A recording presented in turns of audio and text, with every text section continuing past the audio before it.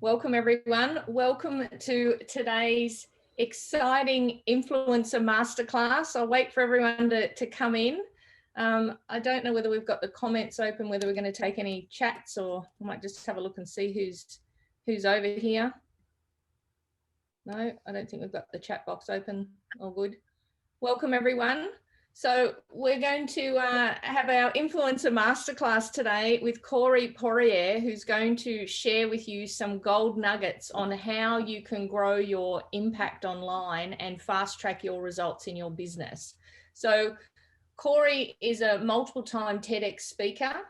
He's also the host of the top-rated Let's Do Influencing radio show, founder of the speaking program, The Blue Talks, which I was part of last year. That's how we actually connected. And he's also best-selling author and co-author of Quitless. Corey's interviewed over 6,500 world leaders and influencers, such as Les Brown, Mark Victor Hansen, Brian Tracy, just to name a few. So he's got a wealth of knowledge to share with us today, and he's going to share some gold nuggets, how you can increase your visibility and results in your business, and also share details of his new Influencer Vault. So I'm going to ask Corey a few questions and he's going to dive deep. You grab a pen and paper because you're going to be taking lots of notes. It's a lot of hands-on stuff that you can actually implement in your business. It's not going to be the fluff that you sometimes get and you sort of can't actually do anything with it. I might just get everyone to mute yourselves. You want to just mute.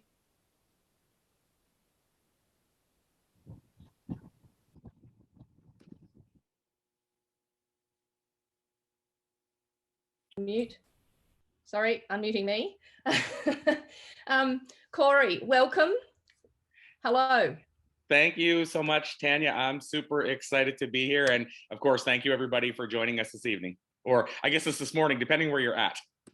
Yeah, I know. Living in the future here. It's 10 a.m. here in Sydney, and I think it's 9 p.m. for you the night before. It's all a bit bizarre, isn't it, living in the future? But so we might dive into the questions. The first one is best secrets you've learned from the world's top influencers that you've interviewed. Wow. So this, it's a big question because of course, we're talking about a lot of interviews. And to tell you, Tanya, one thing I do is I never come into it and go, here's the stock answers I'm going to give, meaning like, here's the 3 people I'm going to pick. I always go with which ones just come to me at the time because I feel those are the ones that were meant to come to me. So I'll share a few of these influencer interviews, insights that maybe change the way I look at things. The first one that comes to mind is something I learned from a gentleman by the name of Robin Sharma. So I'm not sure if everybody here knows who Robin Sharma is, but he wrote the book called The Monk Who Sold His Ferrari, The Leader Who Had No Title. And I think he's written maybe 11 international bestsellers. And one of the things Robin said in an interview to me, I asked him about what was his best plan and best strategy for crushing it in the future. And he said what he does is the same thing Warren Buffett shared, which is to reverse engineer your life. So he said what he does, and I don't know if most people won't go to this level, but I think we can learn from this and use it at a smaller level. But he said the thing that he does is he basically figures out what he wants his life to look like at age 80. And then what does he have to do every year to make that happen? So he would literally go essentially every year, what are the 5 things I have to do to ultimately arrive at 80, sitting on a lawn chair or a chair on your porch and saying, I've arrived. And so that was a huge thing to me because of the idea of reverse engineering your life. I hadn't really looked at things that way. And so what I did then is I started going 1 year at a time. So I'm not, I'm not as, I guess we'll say efficient as Robin to be able to do 8, whatever that would work out to, 30 years of planning in advance. But I certainly could do 1 year. So in other words, what are the 5 things I have to do this year to finish 2021 exactly where I want to finish it? And so that was a huge thing to me, is to actually sit down and do this exercise. What are the things I have to do this year, again, to achieve what I want by the end of 2021? One of those things for me was Wall Street Journal and/or USA bestselling book. And that's one of the things we end up doing this year. And so that's the kind of things I'll do, is say, what are the things that are going to move the needle the best for me? Another one is launching our Influencer Vault, our member site. And so again, I say, where do I want life to look like at the end of 2021? And then let's reverse engineer and plan accordingly. And so now I do it every year ever since I learned that from Robin. So Tanya, that's one. And did you want me to continue on to another couple? Yeah, that's awesome. Thank you. Oh, absolutely. So another one is the strategy I learned from Jack Canfield. So Jack is the creator of Chicken Soup for the Soul with Mark Victor Hansen. And Jack does a thing called his hour of power. So I actually asked Jack this question. Here's a guy who's, I don't know, he impacts and influences, say, 1 million plus people a year.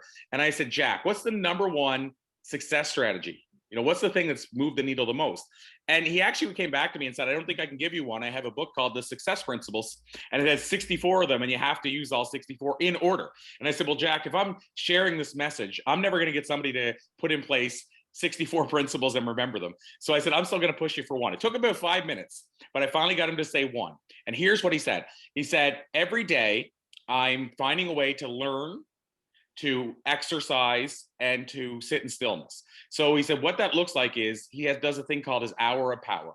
And so the first hour of every day, he breaks up into 3 20-minute intervals. 20 minutes he's exercising, 20 minutes is meditating, 20 minutes is learning. Now, I looked at what he's doing, and to me, I think the reason it's so successful, if you think about what he's doing, every morning before most people wake up, he's feeding his mind, body, and spirit. He's doing each 20 minutes at a time, and he does it 7 days a week.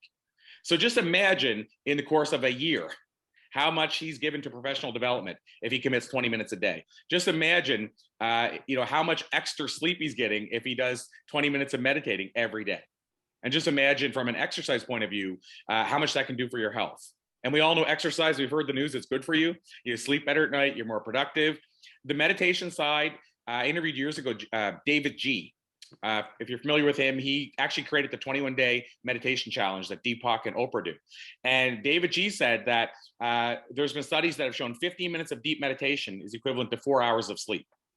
So again, think about Jack after he wakes up in the morning is now meditating for 20 minutes. And so he's probably getting more sleep than most people in the run of a day.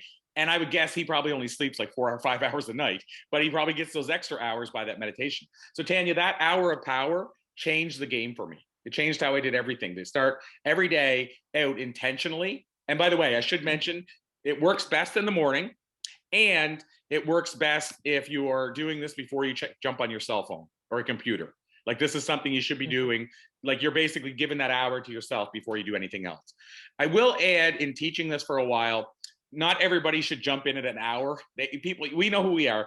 Don't jump in and try to tackle an hour from day one if that's not who you are. You could do this in 5-minute intervals. So you can do 5 minutes.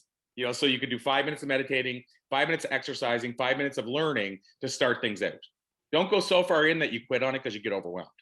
But either way, the takeaway is give yourself the morning to practice stuff before most people start their day. So that would be number 2. And then if I could give it number 3, I would say what comes to mind is Shailene Johnson, depending on how you want to pronounce it, who was the creator of Turbo Gym. And she's also an Instagram expert. And so Shailene, in an interview, talked about how she basically struggled early on, because I asked her how she juggles everything. And at one point, I think they had 600 classes running on a weekly basis teaching Turbo Jam. And I said, how do you juggle all this? And she said, I've learned, and she didn't use these words, but basically I've learned the power of no and how important it is to be willing to and open to saying no. And so what she said was that she she's learned to say no to all the things that weren't moving the needle for her. But the biggest challenge with that is, how do you say no in such a way that you don't burn bridges? And so she gave examples of how when she first started teaching the classes, she'd have teachers that were near where she lives asking if she could fill in for them. And next thing you know, she was teaching classes like 30 classes a week, even though the idea was she trained 600 teachers so she wouldn't have to do that. And so she finally had to put her foot down in a delicate way. So what she did, which I think is so brilliant, is first of all, she had to figure out what a no is. And I'll tell you how I do that. Is I figured out what my mission statement is, my personal mission statement. So for me, my personal mission statement is to be the guy who motivates, donates, educates, inspires, and entertains. So knowing that when people ask me to take something on, my first question is it going to be any of those? If it's going to be 4 of those, it's an easy yes without regret. But if it's going to be only 1 of those, it's an easy no without regret. So first of all, you have to know how to say no. So that's how I determine what a no is. Second part is that you have to also know how to say no without burning a bridge, as I mentioned. And so what Shalene did, which I thought was brilliant, is when somebody now said to her, will you take this on?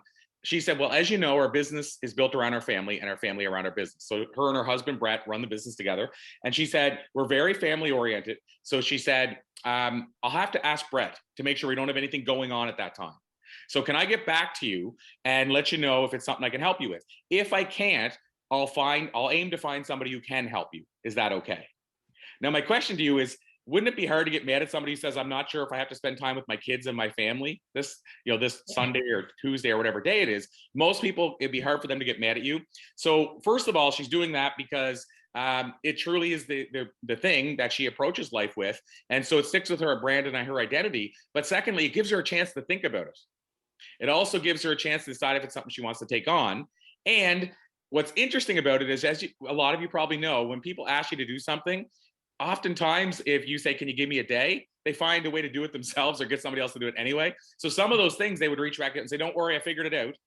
And if that doesn't happen, then the very worst case scenario is if she can't take it on, she simply connects them with somebody else. And again, it's hard to get mad at somebody who says, I'll try to find somebody else who can help you if I can't. So that's her way of saying no without burning bridges. So that would be another lesson I learned, is the power of saying no. And to finish that off, I would say to Tanya and everyone else, I grew up in a small town, raised by a single mother. My grandfather always taught me, say yes to everybody and then figured out how to do it later. So this was a really hard thing for me to change, to start knowing how to say no and why it was important. But here's what happened. After interviewing thousands of thought leaders, what I discovered is most of them were saying no 99% of the time. And they were saying no on average 10 times more than everybody else. They were rarely saying yes, and they were only doing it if it moved the needle. And so I had this conflict of, I was raised to say yes, but I know that I need to say no. And so I had to go with what I was learning, and I started saying no, and it changed everything because I could accomplish more. I felt better about myself. And at the same time, I wasn't overwhelmed all the time. So that would be the number 3. I know I dived in quite a bit there, but those would be the 3 top takeaways I had. No, that's awesome. And I think that saying no that was a big thing that moved the needle for me, and particularly with us. And I think a lot of people that are here in online marketing and wanting to earn online, they may not necessarily have their own courses or program. They're actually an affiliate, or they're in an MLM or network marketing business. You need to learn to say no, because there's a lot of shiny object syndrome online, where there's a lot of things getting thrown at you. Oh, look at this new thing, and look at this, and look at all the money you can earn here and there. And I know when I started online, I was jumping around all over the place, trying to do everything.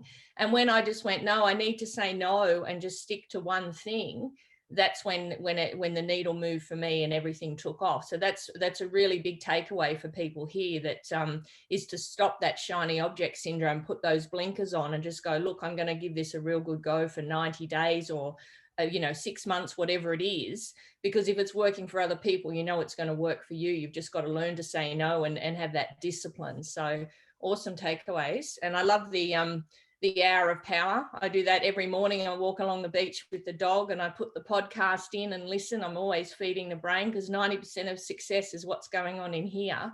So yeah, awesome. Thank you. Oh, absolutely. Strategies for standing out from others. Oh yeah, that's right. Strategies for standing out from others in a busy space. What can you give us? What strategies can you share? So for those in here, I mean, I'm going to take a couple of directions, because I want to make sure that I'm covering off as many people as I can, meaning not everybody it may be applicable to, but I think we can all take something from this first one. But we are busy as never before. There's so much noise. We're competing with everybody for eyeballs and ears. So what I would say is, I'm going to give people a strategy. I'll call it a shortcut or a hack that most people aren't doing, but everybody could do easily. And it wouldn't take you a long time, and it'll actually gain you credibility, unlike almost anything else you can do that quickly. So, and also it's free, which is also nice. So it's a thing I call the as seen on banner. And I mean, for people that know what it is, that, just saying that's probably enough. If you're not familiar with that term, if you think about when you go to a website of an influencer that you follow, and like I could throw names out, you could go look right now while we're on here, but like Jack Canfield, who I mentioned, Tony Robbins, Marianne Williamson, and could name names for hours. They all have, when you go there, some spot in their website that says as seen on. And the big influencers that could say as seen on Ellen, as seen on Oprah, whatever that looks like, as seen on right in Forbes as an entrepreneur. So most people don't have that, yet it's one of the biggest ways to build credibility, and it's easier to do than we think.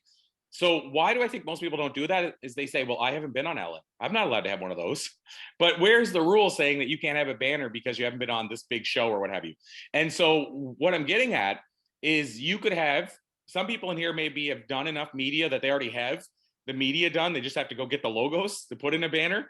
But even if you haven't, here's an easy way to do this within 30 days. And this kind of visibility, like getting the visibility I'm talking about, is going to help you regardless of what business you're in, especially in online business where somebody's like, should I buy this from this person? Should I trust them? And then they go to your website and the top thing they see is that you've been featured on all these media. All of a sudden, that does some of the trusting for you. That builds the credibility really quickly. So here's some hacks for how you can do that. You can go onto a website, which you can use this website for more than just what I'm talking about, but you can go on a website called radioguestlist.com. Completely free website. There's other ones, but that's the one I had success with, so that's one I'll share. But radioguestlist.com. And when you go there, I think it's on the right-hand side still, you sign up for their free newsletter. And every day what's going to happen is you're going to get emails in your inbox, and they're going to say, here's shows that are looking for guests. Usually I think it'll be around 5 podcasts that are looking for guests right now. And every day it's going to be a different 5. So what you could do is you can sign up for this. And if you wanted to, every day you could apply for those 5. Realistically, it'll take you probably 45 minutes max, probably less than that. And basically, you're trying to get interviewed on the show. Now, the truth is, depending on your backstory, you might end up getting 3 yeses in the first day. And you might decide, well, I don't want to be overwhelmed with too many interviews. You might only do 3 days and you'll have 10 interviews.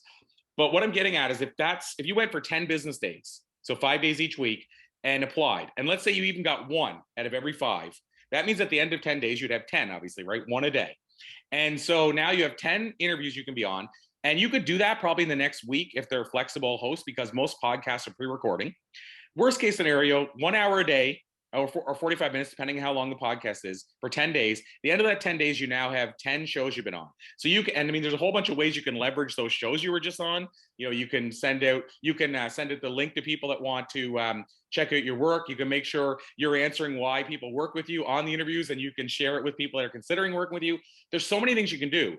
But the big takeaway here is with those 10 days, you've done those 10 interviews. Now you have 10 logos. And the cool part about podcasting, there's 1.5 plus million podcasts right now in the world. So the good part about that is most people don't know which podcasts are big or small. So every logo is going to seem equal to them. So it's not like you have to be on the 10 biggest shows. And then what you can do, and this is the only part that involves any money, is if you don't know how to design a banner yourself, you could actually pay somebody on Upwork or Fiverr or 99 Designs, a freelance site, to design the banner for $15 to $25, and now you're done. So within 30 days, from 0 interviews, you've never done one, you could have an as seen on banner with 10 logos and have been on 10 shows. And like I said, if you can design the banner yourself, it's free. But if you can't, $20 to $25. So that's one thing I would say, Tanya, because most people don't do this. And so you can start standing out amongst the people that aren't doing it, and you're putting yourself in the same category as the Jack Canfields and Tony Robbins. The only difference is their logos might be some bigger names. But the thing is, you don't have to wait for that. What you do is you switch them out. So when you do get something on Forbes, you just switch out one of those podcasts for Forbes. Or if you want to put more stuff in a banner, you could end up having 20. But the point is, you can have an as seen on banner in 3 weeks. The one I'll add to that as well is the one place, talking about noisy world, the one place most people aren't distracted is when they're looking at your email. And I think far too few people capitalize on that email signature. I think that's one of your best properties in the world. When you're sending an email out, that signature is going to be one of your best properties, and it's uninterrupted. Most people, when they're reading your email, that's the only thing they're reading. Whereas everywhere else, it seems like we have 3 or 4 screens open. So I also think you should be capitalizing on that email signature. Now, what do you put there? If you just did what I said, you could actually make a smaller banner for there, and it'll say as seen on, and that still gets credibility. But it might be something else, like you might have written or co-written a book. You might have launched a new product. Like basically, it's almost like your bio, but obviously not as long. So mine right now, I think the last update, now mine has my Blue Talks at Harvard event. So my link for my video so you can see me speaking at Harvard. It has my 3 TEDx Talks links. And it also has a note about the new Wall Street Journal USA Today co-author book and a note about my Book of Why book. So these are all the things I've noticed build the big credibility for me. So when you see my email signature, those are there. Most people are only going to read your email signature once, but the point still is that when they read it, they're going to be uninterrupted. And I find most people that send me emails, there's no email signature, and it's just like, hey, buddy, what's up? You know, or hey, I just want to introduce myself. And at the most, it just says their name and their website. So I would say those are two things that jump in my mind, Tanya, that you can, everybody here could start doing now if you don't already have it done and stand out amongst a busy market. Awesome. Yeah, I've got to get mine sorted.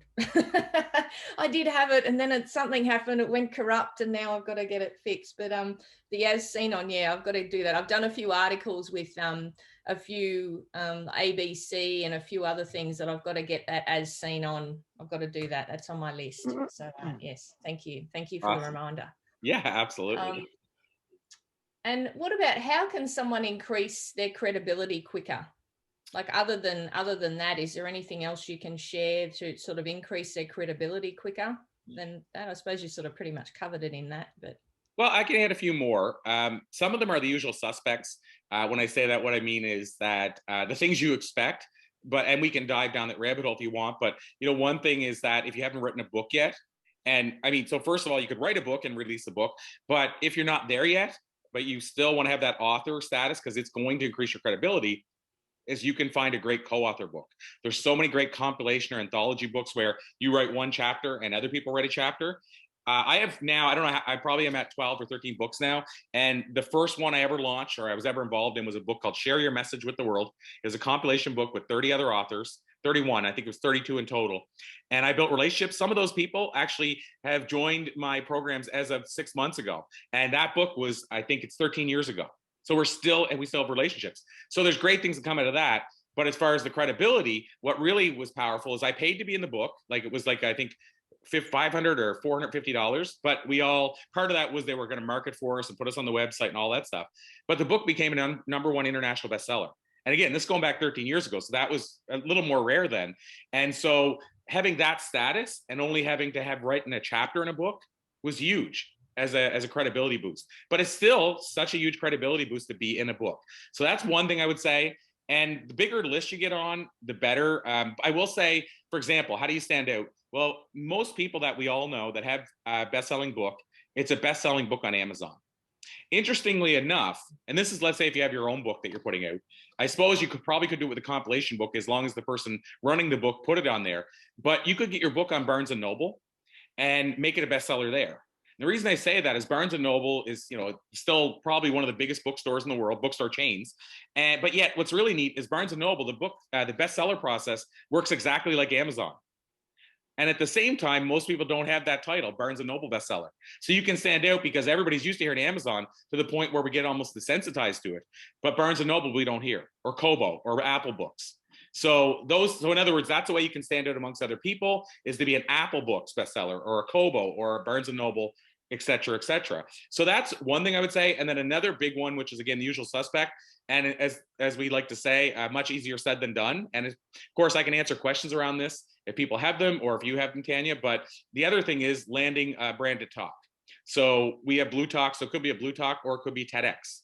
You know, TEDx is really the one that everybody, basically seeks. And that's something we help people with. We have another program called Landing Your Branded Talk. And that program, that's what we do. We help people land their branded talk, but usually TEDx is the one everybody wants. And so I can tell you from firsthand experience, we've watched lives transform just from the TEDx talk. So when you're saying, how do you stand out? It's hard to land a TEDx talk. So if you have one, you really stand out. I did an interview earlier today with a lady named Kelly Filardo, who came to me and she hadn't applied for TEDx, but she wanted one and she told everybody and it wasn't happening.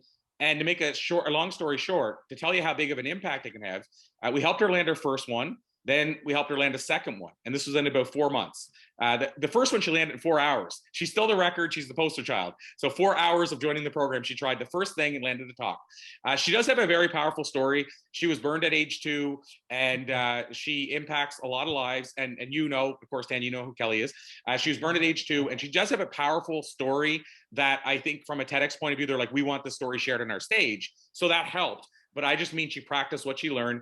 And she just shared with me today that and I say this is why I do what I do, but she shared, and she teared up, and she shared that I helped her, was a part of her getting, for the first time in her life as a single mother, to a 6-figure income. And I want to share that those 2 TEDx talks played a big part in that. So again, how do you stand out in a busy world? If you have a TEDx talk, you'll stand out. And I can tell you, when people ask me, what was the moment? What was the thing? So I've done 3 TED Talks. One of those things was the TED Talks. My speaking fee went up, more people were reaching out. Some interviews that I did with some of the big names, first thing they said when I sat down with them is, oh, I watched your TED Talk, it looked pretty good. So I even think that some of those people agreed to the interview because they watched the TED Talk, because it was on my email signature. By the way, I didn't say check out my TED Talk. They saw it on the email signature, to circle back to the point of why that's powerful to have that there. So again, those are 2 more ways. Instant credibility or up-level credibility is to be involved in a book in some capacity and reach a bestseller status, and or land a branded talk like Goldcast, Mind Valley, TEDx, and Blue Talk, something like that.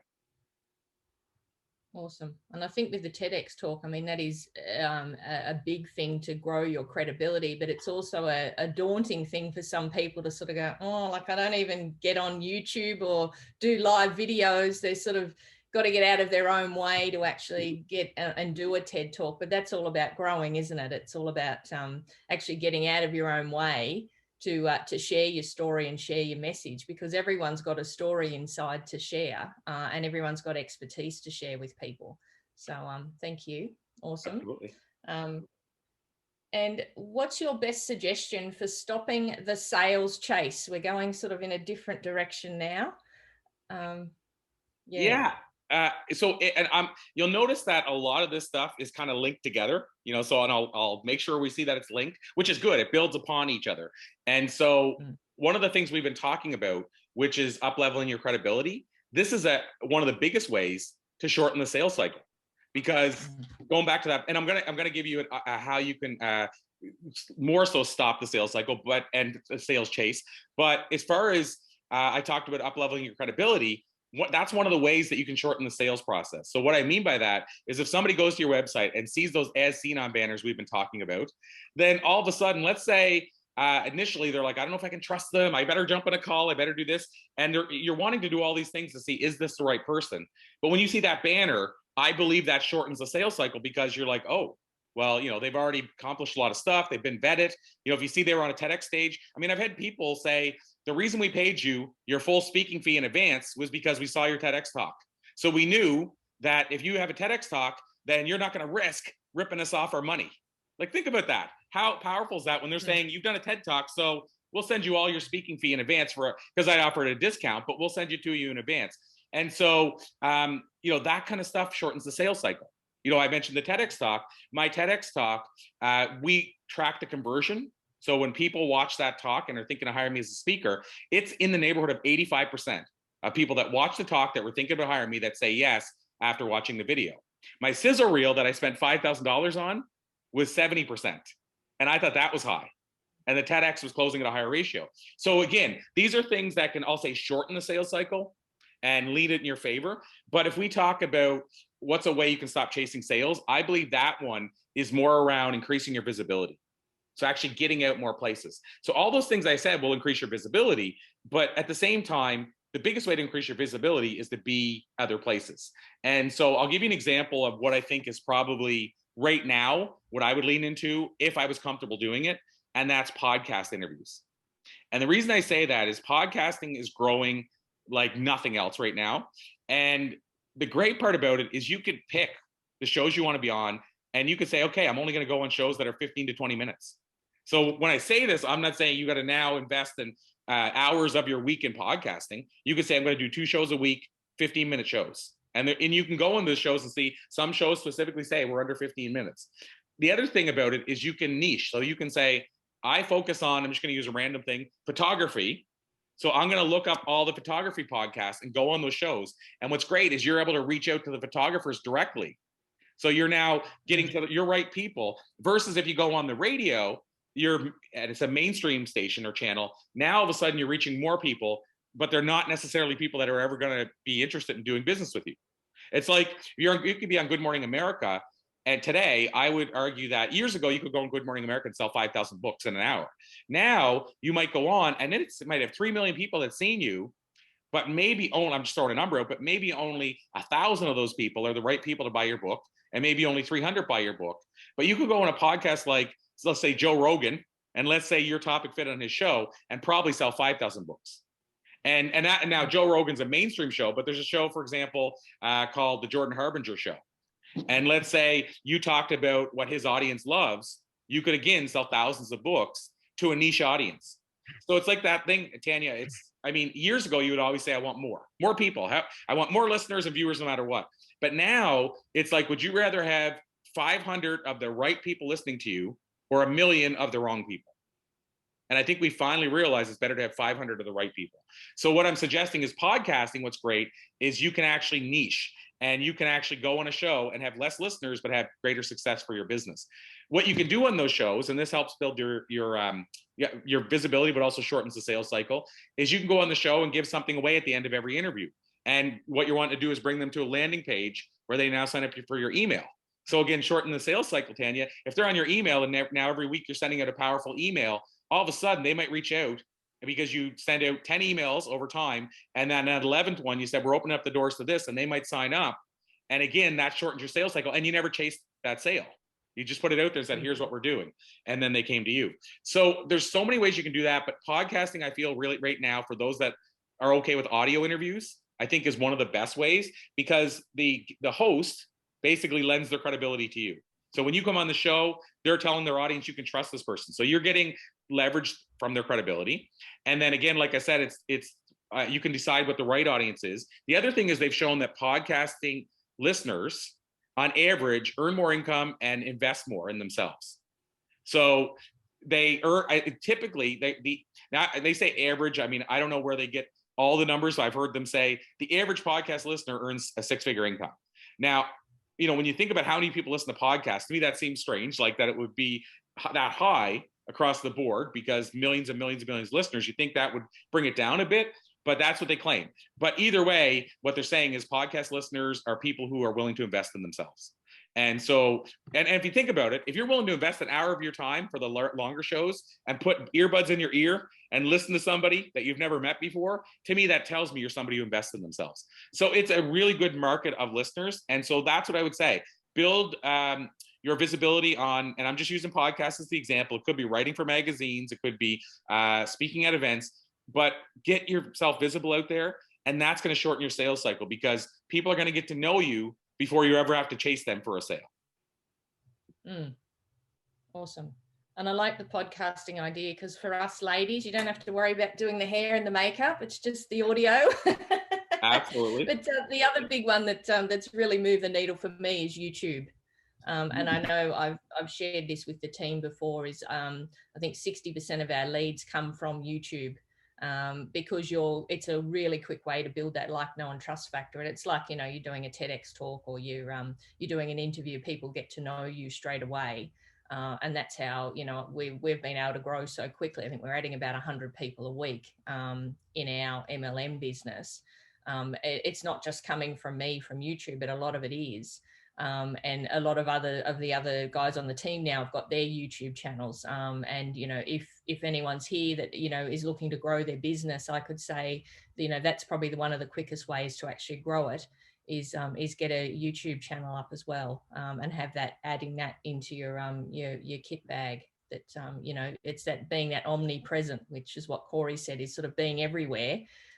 You've got TikTok, and there's all these other places that you can be, and it's syndicating that content as well. So you create one piece of content, YouTube video, and then it gets syndicated out to TikTok, and you can use it for Instagram Reels. You can use it on Facebook. It's syndicating it all out. So awesome. Thank you. And I suppose what's the thing that moved the needle the most for you, Corey? Well, and I think you sort of shared the TEDx talk, but. Yeah, well, it was. I'll add one other thing to that, but I'll also say I just want to touch on what you just said as well, Tanya, about syndicating the content. I heard an interview one time with Brendan Burchard where he talked about his process for doing this. So those that aren't familiar with Brendan Burchard, he'd be comparable to, say, Tony Robbins. in the online marketing space. He impacted millions of people. And one of the things that he said that he does, which I love, is he said every week, they start of the week, they record an hour-long video with Brendan. And that hour-long video is all his content for the week. He never touches anything after that. His team does it. But what they do is they take that video and they chunk it into 5-minute, let's say, clips and use it throughout the week. They then, you do image quotes with quotes from that hour-long video. And it goes on and on. They take quotes, they take everything they're going to send out, posts for Instagram. They'll take pictures of the video and put that on Instagram. And then they put the full video out as well on his personal development channel on YouTube. And so he spends 1 hour creating content the whole week. And then they just go from there. Now, you could do that yourself, and it might take you a half a day to start piecing that, doing that stuff with the content, or maybe a full day. But still, you're only doing it once and you're covered for the whole week. Whereas I see so many people now that are, okay, what do I create today? What do I create in an hour? What do I create in another hour? And they're just constantly always creating. So I like that idea that he's repurposing it. And then he said, after you get a catalog of it, then he pulls some of the older stuff because people have forgotten it. So they resurface the stuff too. And so he's always got a full catalog of content, and the most he spends on it is an hour a week.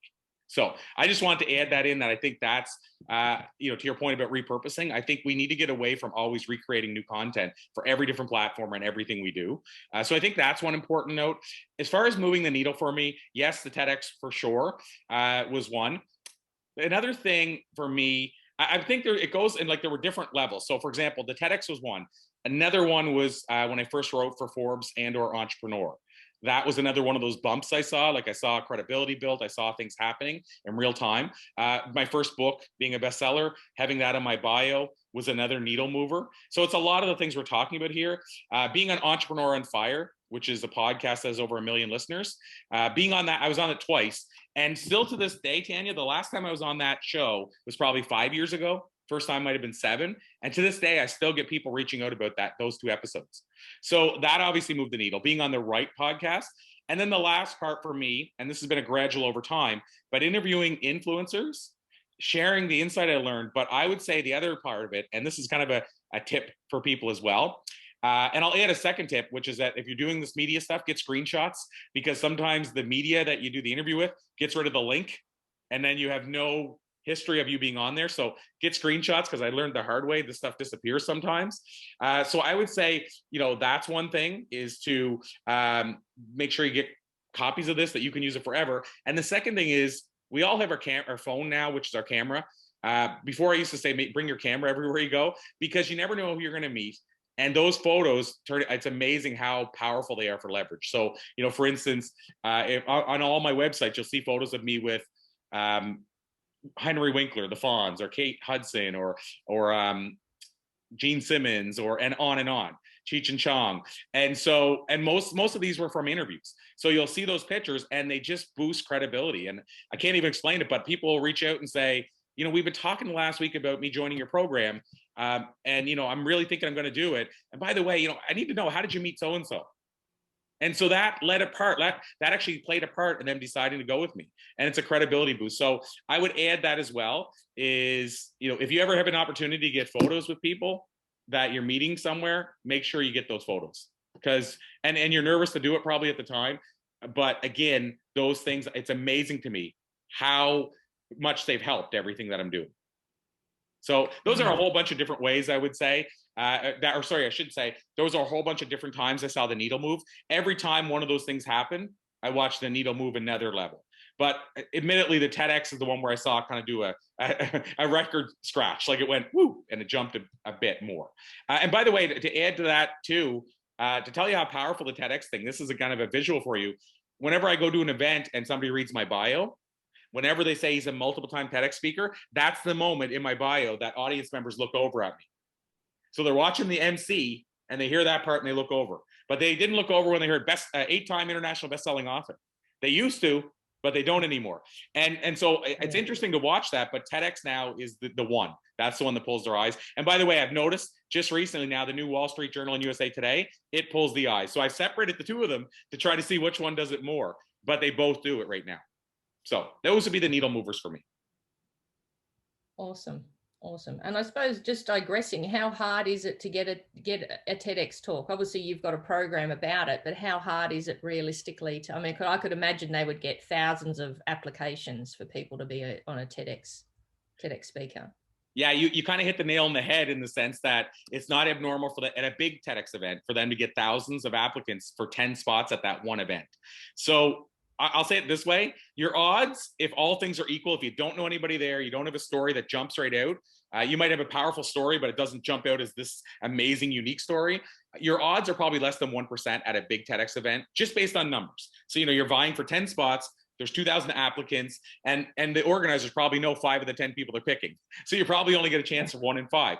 So that's at the big event. But to answer your question, if you know the strategies for how to land one, then what happens is you can start bringing that up from less than 1% to 10, to 20, to 30. So one of the things Kelly did, increased her odds dramatically. And it was simple. It's one of the things we talk about put your talk out there, your idea, and ask people, what do they think? Do you think it'd be a good fit for a TEDx stage? And then people in your network know that you're interested in doing a TEDx talk. So Kelly did that. And somebody that already had hired her for a speaker before said, Kelly, I didn't know you're interested in doing a TEDx talk. I run such and such a TEDx event. We'd love to have you. Her talk was done like in hours from that. Now, that's not going to work for everybody. In fact, it won't probably work for most, but it's one little bump to increase your odds. Another thing you can do is say, okay, you might live in a large city. Let's say you lived in Detroit. You might say, okay, I want to go to the TEDx Detroit event. But the challenge with that is that's where you're competing with 2,000 people. What if you went to a city or even a rural community that's an hour away from Detroit, that you live near, you can drive 1 hour to it, that has another TEDx event that's really small? They might only get 150 to 200 applicants. Now, all of a sudden, let's say it was 100. Now, all of a sudden, there's 10 spots. You now have a 10% chance. And that's, by the way, if assuming they don't look at your application, see it's amazing. That's just if everything was equal, you're already at 10%. You might be at 50% if yours stands out over all the other applicants. The other difference is that large event, you have 5 people trying to pick 10 speakers from 2,000. So they're things run together. They're like, I don't remember what I saw. Who did this? But if you only have 100 applicants and there's 5 of them, that's pretty easy for them to remember who was who. That's easy to stand out. So there's things you can do like that, where look for a smaller TEDx event, or again, as I said, put it out there in social media and see who bites. Somebody might say they know an organizer or what have you. You might even put it out there and say, do I know anybody in my network that knows somebody that runs a TEDx? I'd love to deliver a TEDx talk. There's all kinds of hacks. So, we probably teach about 15. And by the time you go through the 15, if you've gone through all of them, you're probably at about an 80% chance, meaning in theory, you would only have to apply twice, versus people that come to me that have applied 30 times and still not landed one. So again, there's lots of things you can do to increase your odds. So I guess the answer to your question is, if you do it the traditional way, Tanya, the answer is really, really, really hard to land one. You asked how hard? Really hard, because all you're doing is you're jumping on their website, nominating yourself, filling out the application, and you don't know how the organizers think, probably in the TEDx world. You send in the application and go, that way, it's really hard to land one. But if you know that when they ask a question like, how comfortable are you delivering this talk? And how many times have you delivered it? For instance, well, TEDx, one of the things that TEDx is big on is they want to deliver your talk to the world for the first time. But most people, when they hear how comfortable are you delivering it, think that TEDx wants to know, oh, I've delivered it everywhere. I know it inside and out. So they get trapped up and they answer the question wrong the first one, because they're thinking, well, they want to know I'm a good speaker.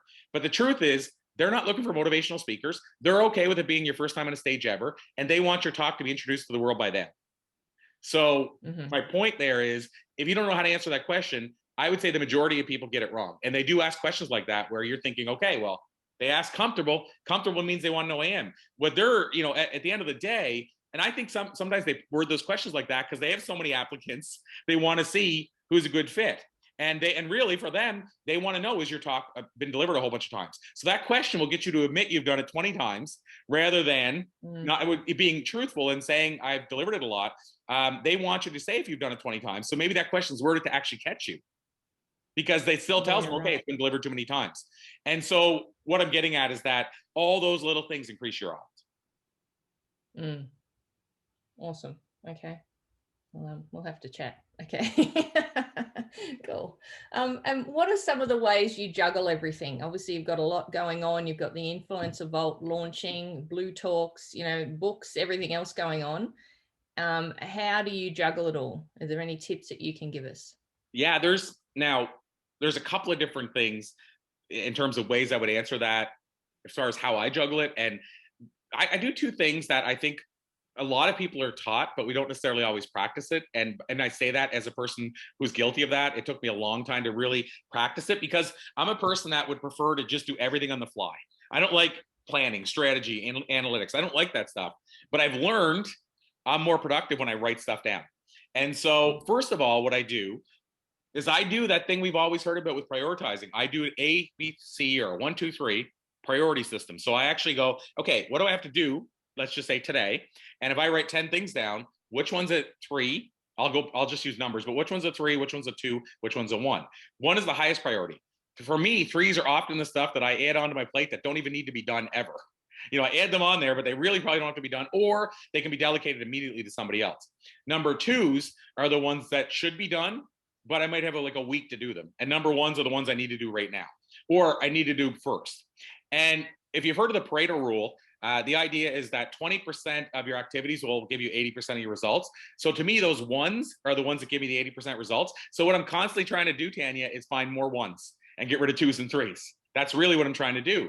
And so that's one thing I do, is prioritizing. Second thing is I block my time. So I'll say, okay, this time. Now there's certain days because I need that as a type A personality. I need certain days that are unpredictable. So I don't always do this, but whenever I'm working on a project that has to get done, for example, if I'm writing a book, then I'll block my times. I might write an hour a day, or it depends on how you do this. I might write an hour a day, or I might say I'm going to take a week off to write a book. But the key takeaway here is I block my times. So I say, you know, this is my time to reply to emails. This is my time to do this. This is my time to do that. And in my calendar, I literally just block out that 2 hours or 1 hour. So those are very tangible strategies around what I do. And then the other thing I do is I do often hire people besides VAs and stuff like that. I also hire people on sites like 99 Designs or Fiverr or Upwork. The two I work with most is Upwork and Fiverr. And so for people that aren't familiar with these, they're kind of freelance sites where you can post and say, I'm looking for somebody to complete this short-term job for me. And so, for example, with our Blue Talks book, we have the editor that I met them through Upwork, and we work with the same editor over and over again. So the big challenge here is finding that right person. So I find the right person and I stick with them, but I find them on something like Upwork, and I'm actually able to get stuff done. Like, for example, a poster that years ago I would have to pay $1,200 to a graphic designer, that now I'm getting done for $50 in the same day. And the graphic designer used to take like 3 weeks, and it was $1,200. And I understand the prices have come down, and even a graphic designer wouldn't be that much now. And it's not about saving money. It's just about the ease of it now online. So for me, for example, I have somebody that does all my marketing stuff, like all the flyers and that. Anytime I send her a project, it's always been same day she starts working on it. Her prices are amazing. Like if I do, for example, the flyer I did for our masterclass next week, she gave me 3 different versions of the flyer. She said, $15, is that okay? Like 3 flyers, $15. I mean, it's insane. And she's like, this is amazing. Thank you so much. And so we've been working together, I bet you 3 years now. And so my point is I find great people. I use those kind of services. I haven't really used 99 Designs. Fiverr, I was introduced to it through Kelly actually. And it was the book cover designer that she works with. And that person has designed all our Blue Talks book covers, and she's been awesome. So now I go to her for design for the covers, but then I have 3 people on Upwork that I use for like formatting, editing, graphic design. And so that's another thing I do, Tanya, is that I work with people that I know I can just say in 10 minutes, here's what I need, and then forget it. And so people are like, it's amazing how quick you design flyers. And I think they think I'm like, you know, churning out the flyers myself over in the corner. But I could do an event like the one we did with you involved, the Blue Talks event, where we had 25, 30 speakers, and those flyers were done in 1 day. All the flyers. And she did that. And by the way, for all those flyers, just to give you an example, again, 25 to 30 flyers, I probably paid her $125. So, you know, and so that streamlines it for me. And then you could get into virtual assistants and all that stuff. But really, what I figure out is what I need to delegate and who I'm going to delegate it to. What are A priorities, B priorities, C, or 1, 2, 3, whichever way you look at that, and then block my time for certain things I need to get done. That's really that's my system in a nutshell. And I think that that virtual assistant and using people on, like I've got people on Upwork that I use, people on Fiverr. I've got a VA. She's just amazing. And, you know, I wouldn't be where I am without her and without everyone else that I use.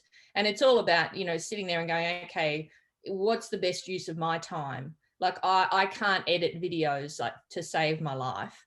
And I'm like, I'm not going to sit there and pull my hair out for 4 hours trying to edit a video when I can get someone to edit for me for $5. You know, you've got to sort of go, okay, where's going to move the needle for you, and where do you need to, what's your income producing activities that you should be doing, and do those, and everything else that isn't going to produce the income for you, like the editing and the, you know, the flyers and all that sort of stuff, get the experts to do it. And it's so easy to do. It's just some people sort of go, oh no, I don't want to spend the money. They'd rather try and figure it out themselves. So yeah, awesome. Thank you. And what about if you had to start over, what platform would you use, and what would you do first? So if you had to start over again, what platform do you think that you would, what would be your go-to platform, and what would you do first to start over? Because I think this is a good one for a lot of people that are new to the online space and maybe are starting over, what they would do. Well, I would give an answer. So this is it depends answer, because first of all, I would say, so if you're asking for me, of course, my answer might be different than some people here, only because it depends, of course, who your audience is. That's a really big part of this question. So where is your audience at? Secondly, I would say, what do you like the most? For example, do you like long form stuff? Like, do you like writing in long form? Well, if you do, Twitter's not the answer for sure. Automatically that's discounted, it's gone. If you like a lot of visual, but you like photos, then Instagram might be your answer. So first of all, I'll say it depends, but I will give you an answer as far as for me, and then also even tell you what I would do in those platforms. So for me, I would pick between two. And I'm going to give you, like, in other words, I would choose one of the two. I wouldn't choose both, but I just mean I would pick one of the two for me, between Facebook and LinkedIn. So between Facebook and LinkedIn. And remind me to talk for 2 seconds on Clubhouse as well, because I'll explain why I'm picking the two I am. But first of all, I would pick either Facebook or LinkedIn. And if it was Facebook, and by the way, this might, and I brought on this because LinkedIn is the one I would probably pick. But, you know, I also feel that if I were in the online space, and if I were, for example, in the network marketing space, I think I would pick Facebook. But what I would do first, and this is the key thing, is I would start joining groups. Or I would start a group, because Facebook is at this stage still, which lasted longer than I thought, where they're pushing stuff in groups more than they are on your Facebook public profile, your main profile. So groups are still really powerful. So I think I would start a group because it does a bunch of things. But one of the things it does, that now you're starting from scratch, you're building a community of people that can work together with you to help you build quicker. So you have a community, you are becoming the expert in front of that community, because let's say if you're hosting the group, that is. If you're not hosting the group, I would get inside the groups and I would start giving value. And so when I say giving value, I mean, if somebody posts and asks a question, I'd be in there commenting. And what happens is, the more you're doing that in a group, eventually you get known as one of the key people, like the 50 people out of the 10,000 group that are always there doing stuff.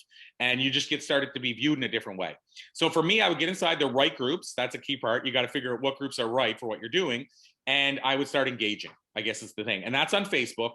On LinkedIn, which is the one I would probably use myself, and I'm leaning in more to LinkedIn, by the way, and YouTube. And I'm just starting to lean into YouTube. I signed up for a thing called YouTube for Bosses. I don't know if you've ever heard of that or not, but it's this lady who just, she's helped a lot of people build to like 50, 60,000 subscribers in less than 12 months. And so I signed up for that program, and I haven't leaned into it properly, but when I tested it, I saw a bump immediately. And I haven't done a lot with YouTube, but I saw a bump in like a week, which to me, when you can see a big jump in a week, like I think I added maybe 150 subscribers, and I wasn't even using YouTube, and I only have 400 total. So I added almost 50% of my subscribers in a week using her system. So I'm like, this works, but I just didn't have time to lean in fully. I'm going to go back to that. But LinkedIn is the other one. And here's why I like LinkedIn. If it really focuses on who's your client. If you're looking for business owners or corporate or speakers or healers or what have you, a lot of them are on LinkedIn. But what I love about LinkedIn is you can still get so much organic traffic. It's like, to me, it's like the last of the old Wild West of you being able to get organic traffic, if you do it right on every post. So to give you an example, I took a break from LinkedIn for a while. I just leaned back in the last week and a half when we started doing these interviews and stuff. And most of my posts have had 2,000 views. organic views, each one separately. And I couldn't get that on Facebook, even if I paid for ads to do it. You know, and when I mean when I say that, I mean like actual views. And where I can, by the way, where you can even see how organic they are is if I do one of those posts, I get about 15 to 20 people that add me that same day on LinkedIn. So LinkedIn I would lean into because it's so organic. And I think that eventually is going to disappear. I mean, at some point they're going to want to monetize that. And so that's going to disappear. So I'm trying to lean in quickly, as quick as I can. So that, I mean, that was a longer answer, but those are the two that I would choose, one or the other. And again, I would go Facebook groups if I went on Facebook. If I went on LinkedIn, what I would do is I would mix it up between written posts, images, do a video, like all throughout the week. And I would have a system, like I would say, Wednesday I do video, because people start getting used to that. Thursday, I would do a testimonial. On Monday, I'm doing a written post about something that happened in my life. So on LinkedIn, what I would do is I'd mix it up every day. And for me personally, I would go 5 days a week with LinkedIn. I don't go on the weekend on LinkedIn. And I mean, LinkedIn has lots of activity then, but I just put a stop on that for me. So that would be what I would say. And then if you're okay with it, Tanya, I'll also just mention what I was going to mention about Clubhouse. Yes, please, because I only just got accepted into Clubhouse. I haven't even looked at it yet. No, it's you know what, I'm going to say I've been a Clubhouse quote unquote member for about 3 months, but I've done like 2 rooms. Like I've been in 2 rooms. I haven't even hosted one. So I can't, what I'm about to say isn't me saying from experience. It's me saying from looking on the outside in. But the reason I brought it up is because the temptation always is to go with the newest kid on the block in social media. But the reason I'm going with the old guard, where you could say, oh, like I remember 3-4 years ago, people said Facebook is disappearing. I mean, Facebook has gone nowhere. LinkedIn has gone. In fact, LinkedIn has grown in that amount of time. Instagram has actually grown.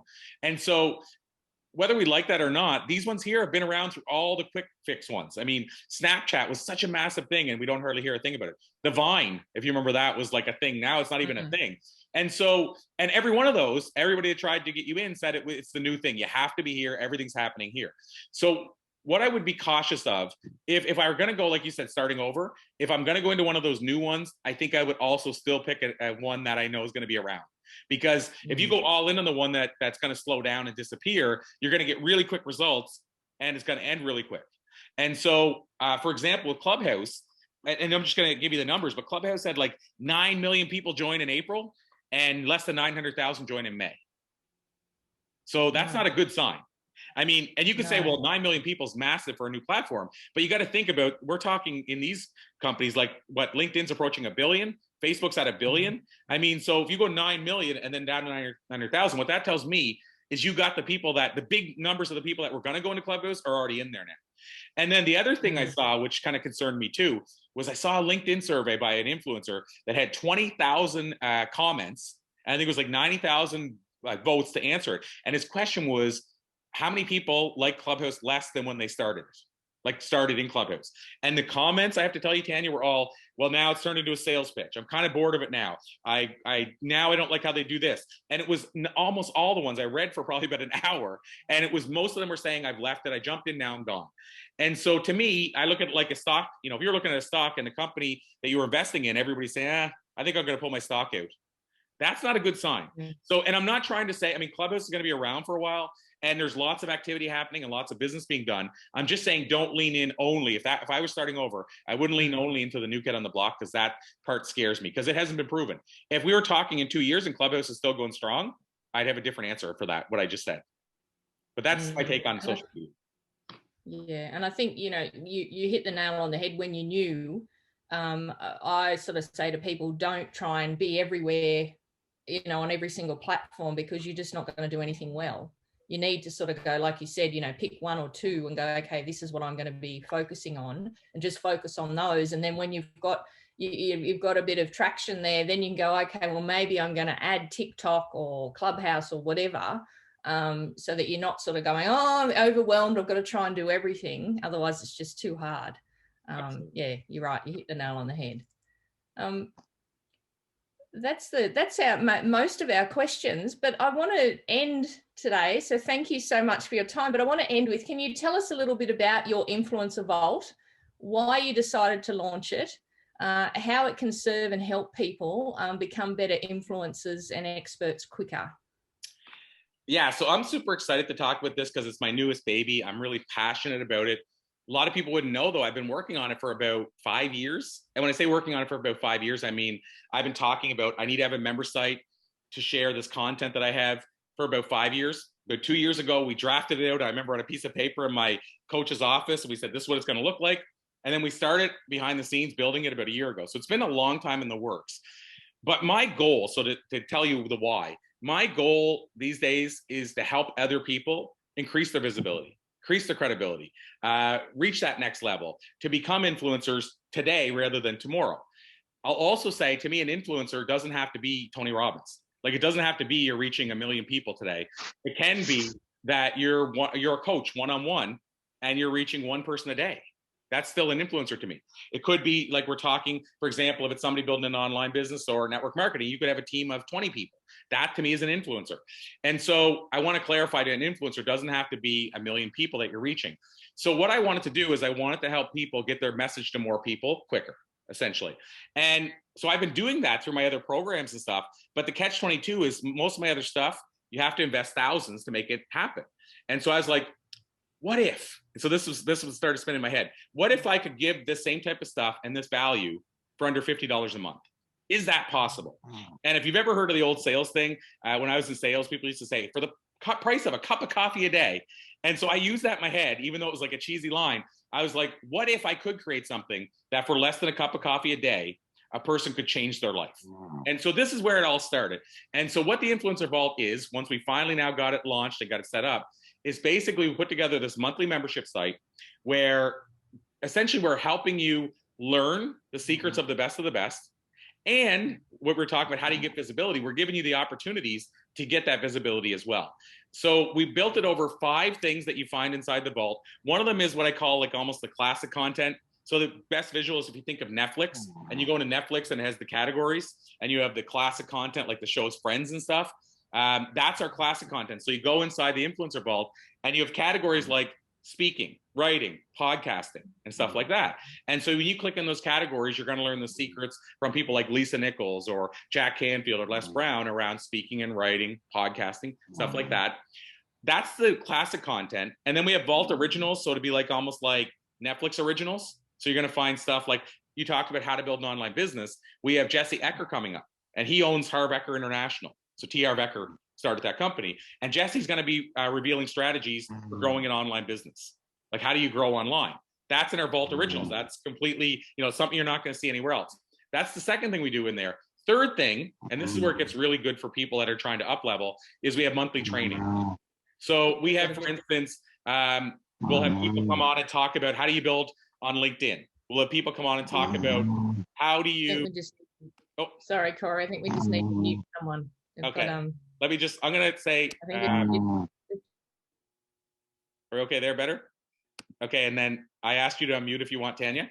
But yeah, so the third thing I was mentioning is that monthly training. So we have people that'll say, I want to learn how to get media. I want to learn how to launch a bestseller like Kelly does. So we have Kelly coming on. I want to learn how to get paid to speak. I'm doing I'm doing an upcoming launch your speaking business type masterclass inside our vault. We have people coming on like Shay Rowbottom, who has 700,000 LinkedIn followers in 18 months. And she's going to reveal, here's the strategies you need to know about LinkedIn. We have Lori McNeil coming on. Here's how you land media. So every month we have training that's really focused training around an area that people are wanting to learn more about. And what I do is I do surveys to say, what do you want to know more about? The biggest one so far is, how do I get media interviews? And so that's why Lori's coming up. So that's the third part. The fourth and fifth part, I'll tell you really quick, are huge. One is we bring on influencers every single week. So to give you an example of who's coming up, and Tanya, you'll know some of these names, but this Thursday we have JJ Virgin. Next week we have Les Brown. Week after that we have Bob Proctor. Week after that we have John Gray. And these are all live, and you come on to inside our private Facebook group, and you get to ask them questions in real time. You get to get your answers in real time. And so what I would say to people is, how much would it cost for you to get coaching from Bob Proctor? How much would it cost for you to learn from Les Brown? When they go to speak at a live event, they're charging about $50,000 for 45 minutes. You're going to get an hour with them where you get to ask your own questions. So that's another part of it. And then the final part to the Influencer Vault, I saved the best for last, is the thing we call the list. So people have been calling it that because it's basically a growing list of ongoing opportunities for speaking, writing, podcasting. So instead of you having to say, I wonder if this, they're looking for basically somebody for a summit. I wonder if they're looking for somebody for this podcast. I want to pitch this podcast. Instead of all that, we're actually building a curated list of people that are actively looking for somebody to write for their magazine, to be on their show. And we're basically putting that list inside the vault every month and growing it. And so being inside the vault, you can apply for those opportunities on the PDF in real time and start getting interviews, start getting speaking engagements, start getting, we even have TEDx opportunities in there. And so you can start getting these things right away without having to go and find them yourself. So that's the Influencer Vault in a big nutshell. It's a member site. And here's the best part I get most excited about is to say the price. So it's $44 a month Canadian, which works out to about 35 US. And Tanya, you'd probably know in Australia what that works out to, but I think it works out to close to Canadian. Am I right there? Or? Yeah, it's probably about that $44, $45 a month. Yeah. So that, I mean, that in a big nutshell is the Influencer Vault. Wow. And everything, obviously everything's in there. You can go in there at any time. It's just like a library. Basically, you can sort of go, okay, well, now I want to go and join a podcast, be interviewed on a podcast, the information's there. Okay, now I need some media stuff. It's all there for you as a library. Yeah, it's all there inside as a library. And then when we do those live interviews I mentioned, they actually become replays once they're done. Now they stay inside the Facebook group where they happen, but then we also bring them over to the vault. So for people that just want to go inside the vault, they can watch the replay. So for example, if you miss Les Brown, then it'll move over into the vault and it'll be on the Facebook page. And for me, so why I say when people say, well, if it's an ongoing member site, I can join anytime. My answer is, of course you can. The challenge is you can't get to see Bob Proctor live again. So in other words, I'm not going to ask Bob to come on ever again because I don't want to use that ask more than once. So for every one of these live interviews, you'll only ever get to be there once live. So one of the bonuses is when you come in early, then you get to, like, for example, if somebody's joining now, they'll be in for JJ Virgin on Thursday. So, you know, you never get to be in live again. It's always a replay after it's been live. Every week we'll have new influencers, but that's one of the bonuses or benefits. The other thing is the price never changes for somebody who comes in at a certain price. Once somebody's in at a price, I never change it for that person as long as they stay a member. So it's the lowest price it'll ever be. I mean, I can say that for sure. And then the third thing we did for June, I decided for this month to add one bonus, which is we had a 5-week pre-recorded masterclass we did where we focused on me teaching high-level speaking stuff. Then I brought on Tom Ziegler, which would be Zig Ziglar's son, to reveal what he learned from his father around speaking. Then I talked about authors and writing. And then we brought in James Redfield, who wrote the Celestine Prophecy, to reveal how he sold 30 million books. And then we brought on our friend Kelly, and she revealed her whole bestseller strategy. Well, this has already been recorded. I charged $450 when we ran that live, and we had hundreds of people join.